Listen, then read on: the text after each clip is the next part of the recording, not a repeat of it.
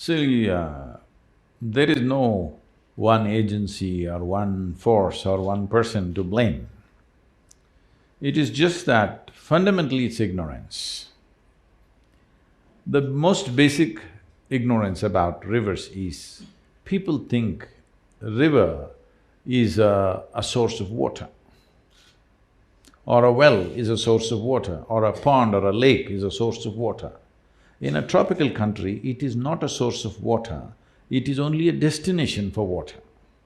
There is only one source of water for us, which is the monsoon rain. That's the only place from where water is coming. So the rain that comes down, which normally happens to us in this country, somewhere between 45 to 60 days maximum in a year, rain pours down on us. A huge volume of water comes down. When this comes down, our ability to hold it in the soil will determine how many days in a year will the rivers flow. If we hold it, then it flows 365 days. If we do not hold it, it will run away within the next 50 or 100 days, and that's why it's going dry right now. So what allows us to hold the water? The only and only thing is vegetation. There is no rocket science to this. This has been my main mission across the world, including United Nations, our government, central government, all the states. We convince them, you cannot hold water in a dam, check dam, barrage, all these things. These are all okay for usage, but you cannot really enhance water like this. The only way you can hold it is by vegetation. When I say vegetation, or let's say forest, the possibility of increasing the forest cover is impossible in India. We are 1.3 billion people, it's estimated by 2030 we will be 1.5 billion people. So there is too much pressure on the land, there is no way to increase the forest cover. The only other way is to go for agroforestry, that we use forests as a livelihood for ourselves. We grow forests for wealth, we grow forests for economic reasons. When I say we grow forests for economic reasons, right now in the world, the timber market in the world is over $300 billion. Are we sending any timber to any part of the world? No. But we are importing nearly 70,000 crores worth of timber, and we are importing about 1.2 lakh crores worth of timber products. So nearly 2 lakh crores worth of foreign exchange is going out. Even the timber we are getting is largely not certified. That means somewhere somebody is cutting forests. This one thing we must understand, wherever they cut it, it's going to hurt us.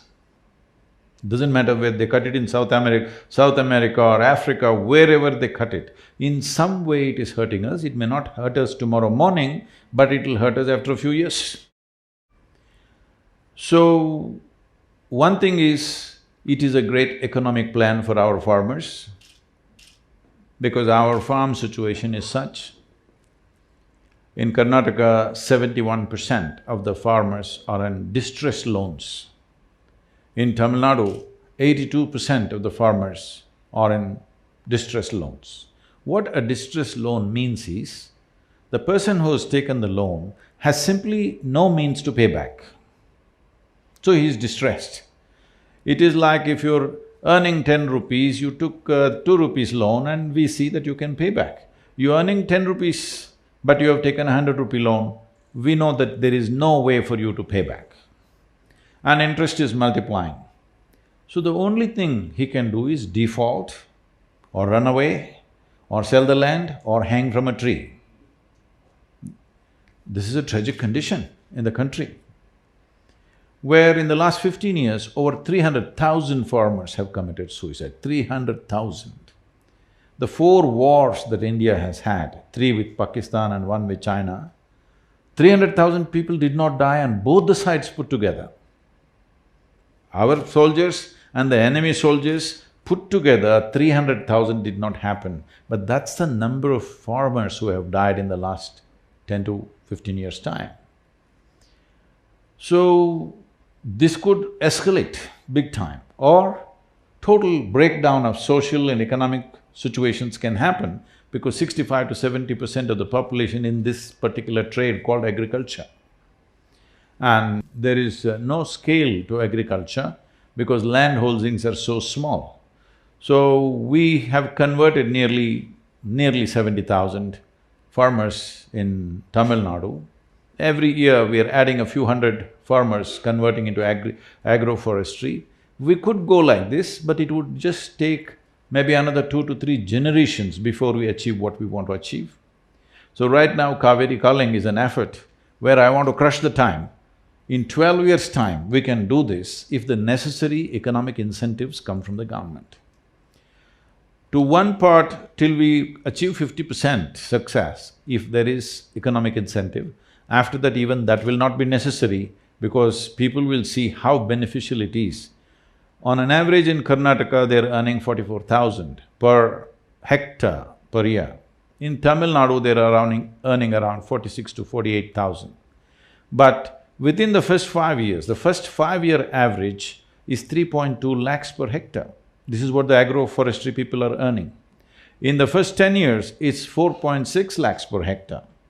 In 15 years' time, it is 13 lakhs per hectare. This is how they're earning. If once every farmer sees that this is the kind of benefit he has, even a part of his land, if he goes in for agroforestry, he will not need any kind of bank loans. When we come to bank loan, we must understand, well, you're a young man, you have not seen these things. When we were young, in 1969, when Government of India nationalized all the banks. You come from Mangalore or… Yeah. Yes. So, a lot of banks started from Mangalore, Canara Bank, Syndicate Bank, what is the other one?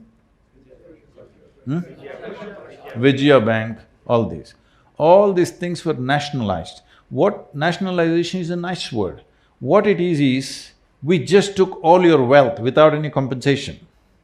You understand? You're running a bank, that means you had a few thousand crores, but we just took it, the nation. Such a cruel act we did because we wanted to ensure that the rural populations have access to banking. And it made a huge difference, it's been a revolution in the country. But now what is happening is, the solution that we have for farmers' distressed loans is, whenever the election is coming, every state is going about saying, no need to pay back the loan. See, it's very simple. If I give you 100 rupees and somebody comes and says, you don't have to pay him back. All right, I lost my 100 rupees. Next time, even if you say I'm dying, I will not give you 10 rupees. Yes or no? Hello? Is this not the way society will work? If it is assured that you're not going to pay me back, even if you say it is the most dire emergency, I'm not going to give you a rupee anyway. This is what is happening once again. Once again, we're pushing the farmer back into the moneylender's hand, where the interest rate is 60 to 70% per annum. This is a clear death knell for the farmer if he falls back into the hands of the moneylenders once again from proper banking. This whole revolution of nationalization of banks and making rural economies to be flush with banking money is being destroyed right now. But if agroforestry comes in with a little bit of support from the government, the farmer need not go to the bank, he will have enough money. And this is not a new idea or a concept. If those of you who are old enough, you're old, Siva, you're old. You've been around all the time since I was born. So, people know that in southern India, in any agricultural land, always there were minimum 25 to 50 trees, always, at least on the boundary.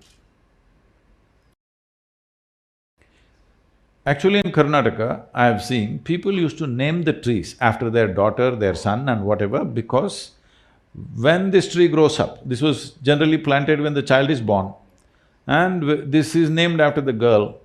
When this girl grows up and she needs to marry, she's 18, 20 years of age, now this tree is ripe. If I cut this tree, her marriage is taken care of. Those days I know 8 to 10,000 rupees they get out of a tree, marriage is taken care of, son wants to go to the university, his thing is taken care of. So this was the economy of the rural places. I know this very well because at that time I was on the farm, I was actually in agriculture. About 40 years ago, massive usage of chemical fertilizer started. I have seen this, agents from fertilizer industries coming and campaigning, you have to remove the trees because the trees are sucking out all the fertilizer, it will not go to your crops, the trees are taking away because of their aggressive root system. So crores of trees across Karnataka was felled. Today, if you fly from Bangalore to Delhi, every 5 minutes you look down, it's a brown desert that you see. Except Western Ghats, rest is just one brown desert from here to Delhi all the way, yes or no? What is our plan for this country? Because you can only retain monsoon water. See, we are trying to do things as European countries or North America does. We must understand, they have glacial water, they have snow, water coming from snow. Snow sits for two feet, next 2 months it slowly melts and make sure it percolates. Our water is not like that, it comes in a downpour. If you don't have vegetation, it'll just run away, not just run away, it'll take the topsoil and run away. That's what is happening right now. So Cauvery is not even touching the ocean for 6.5 to 7 months in Tamil Nadu. So Tamil Nadu people are thinking, Karnataka people are drinking up too much water. Yes, they think Kannada people are drinking too much water, they want to fight with you. They have to come upstream and see. Here also there is no water. So I was just talking to the Tamil farmers, I said, yes, this fight is… Sadhguru, you must tell them to release water. I said, all this fight is fine, and just wait for another 20 years. There will be no fight because there will be no Cauvery in Tamil Nadu. Yes, that's where it's going. On an average, where the Cauvery goes dry, what point it goes dry, on an average, it's withdrawing 3 to 8 kilometers per year.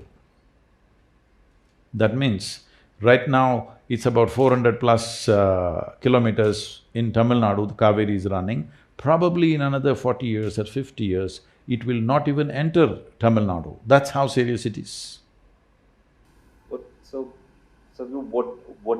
I'll go back to your thing about farmers, and you spoke about loans and things. I just want to ask, what can a common man do to help farmers? Or if I'm not a banker, but if I want to go with a set of friends and help the farmers, what do I do?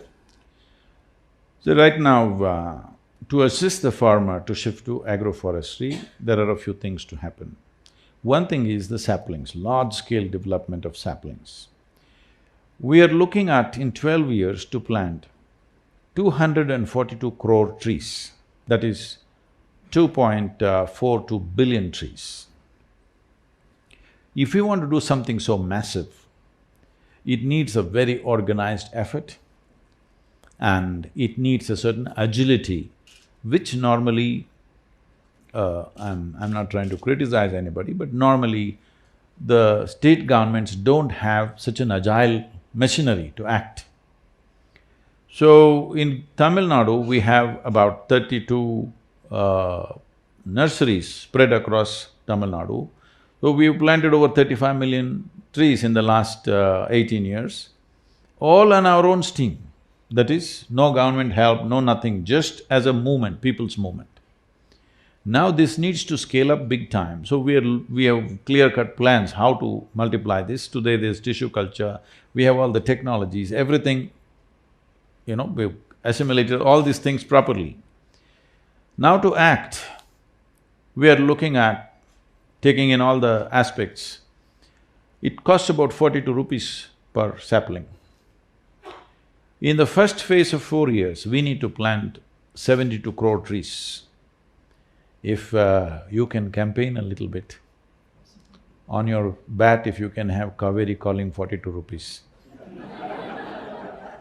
Every run you score, you tell your fans to plant 1 tree.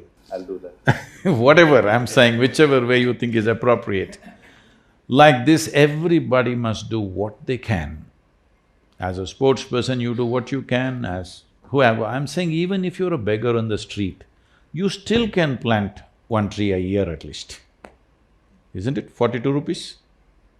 Even a beggar can do it. So, it is not a question of resource, it's a question of how concerned we are. So this is only one part of it. We raise the saplings. It takes 18 to 24 months to get the saplings to planting stage. So we want to start now, it's been just launched yesterday, we will move. In September, we're doing the rally, riding about 14 to 1500 kilometers and having about 865 events have been planned along the way. We're a little crazy about these things, how So, this is one part. The next part is to put enough pressure on the government. We have spoken to the Jal Shakti minister, most probably he may come and flag off the event. The environment minister, important thing is to release the trees. Releasing the trees means in this country, if you grow a tree on your own land and you cut it, tomorrow you can get arrested. Okay? So, we got 18 species of trees released, that if you cut them, there is no problem. But still high-value trees are not released. I am saying, I have put this to the central government, the laws should become like this. Right now, there are laws. These are British-made laws. You know the English. How much do you really know? They made these laws that if you own the land, you own only the top 8 feet of soil. Beneath that, it belongs to the government. So most people do not know this, the water in your well actually belongs to the government. Today, Tamil Nadu is exercising this right. They're saying if you want to hit a bore well, you need government permission. You cannot dig a well in your land as you feel. You have to take a license, otherwise they will not let you take the groundwater because it belongs to the government. I am pushing for a law, anything that's in my land should belong to me. If I hit water, oil, gold, diamond, whatever the hell is there in my land should belong to me. It should belong to the farmer. So if I'm doing badly, it belongs to me. If I do well, it belongs to you. What kind of law is this? So, only if we hit some civilizational aspects, let's say I'm digging and I found Manjadaro in my land, then you can come and take it. Any wealth must belong to me. You can tax it, but you can't take it, isn't it? You should not be able to take it, but right now that's how it is. So we're pushing for laws like this. Above all trees, whatever I grow, as I cut my paddy or sugarcane or whatever else, similarly, whatever else I grow, I must be able to cut it. Right now, we've been talking to various governments and these funny things are happening. I was talking to one of the chief ministers and I said, this kind of laws must go. So he said, I don't think there's a law like that. I said, please ask your forest minister or secretary. So he called the forest secretary and he put it on the… the speaker phone. And he asks, like this, is there a law like this? He says, no, there is no law against cutting the tree. Then he says, no law. I said, is it true? I can't cut a tree and take it, right? Yes, you cannot transport it. What am I supposed to do, have my own cremation in my land? I cut a tree and I cannot transport it. What is it? It's for my cremation or what? I'm storing up. I'm saying a tree is a wealth. The wealth should belong to the farmer. This is very important. So as a part of this, we are pushing for a timber board. As there is a coffee board, tea board, other things, we want people to understand that timber need not necessarily be a forest produce, it can be an agricultural produce. That's what we want to change the picture.